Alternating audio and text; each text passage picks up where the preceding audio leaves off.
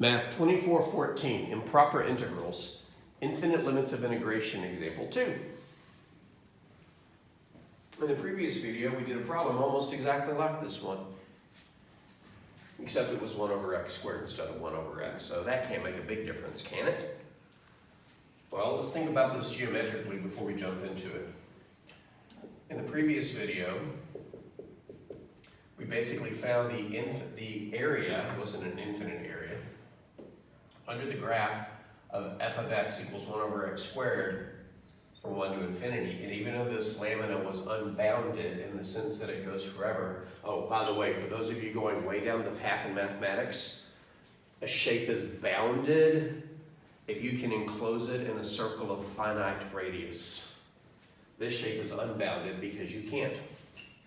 But despite the fact that this lamina was unbounded, its area was finite and just 1. Watch the previous video if you want to see why. But now we're comparing it to this graph, f of x equals 1 over x. And again, we're just sticking in quadrant 1 because our limits of integration are from 1 to infinity. And these graphs look remarkably similar. So I would expect the area to converge just like on this one. I mean, if you were to compare these two graphs in a graphing tool like Desmos.com, they are extremely close to each other. But let's see what happens here. We have a protocol for attacking an improper integral with an infinite limit of infinity.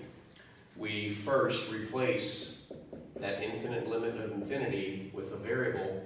I'm going to use t unless t is already spoken for, which it's not. So first, we'll evaluate the integral from 1 to t of 1 over x dx. Well, this is just natural log of absolute value of x evaluated from 1 to t. Well, that's the natural log of the absolute value of t minus the natural log of the absolute value of 1. And I'll be honest, neither of these absolute values are necessary. 1 is positive, and t being the upper limit is greater than 1, so it's positive. When you do the antiderivative of 1 over x, yes, you get natural log of absolute value of x, but if you're doing a definite integral, and your range of values for the limits of integration are all positive, and the arguments will stay positive, then you can lose the absolute value a lot of times.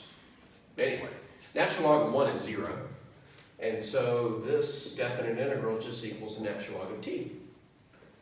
So our second move is to take the limit as t approaches infinity of that. What is the limit as t approaches infinity of the natural log of t? Well, as we discussed a couple of videos ago, that's infinity. Remember, the graph of natural log drops off a cliff on the left, but has a steady but eventual rise on the right. It goes up forever. So as we go to the right, it goes up forever. Oh no, the limit does not exist. Well, you could argue that the limit exists, and by saying it's infinite. There are some schools of thought that say this limit exists and it's infinity because it's possible for limits not to exist due to oscillation. Think of a sine graph always going up and down. It never settles down to any one value, so its limit doesn't exist because its y values are constantly oscillating. This just keeps getting higher and higher. But either way, we'll say that it doesn't exist, or rather we'll say that it diverges. Therefore, the integral from 1 to infinity of 1 over x dx diverges in the sense that its value never settles down to a constant, to a finite value.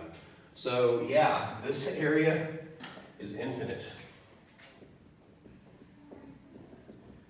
which will boggle your mind if you dwell on it for too long, because again, if you were to graph 1 over x squared and 1 over x from 1 to infinity, they look incredibly similar, but that very subtle difference gives us a finite area of 1 here and an infinitely large area over here. Interesting. All right, so replace the infinity with a variable, integrate, and then take a limit as that variable approaches infinity.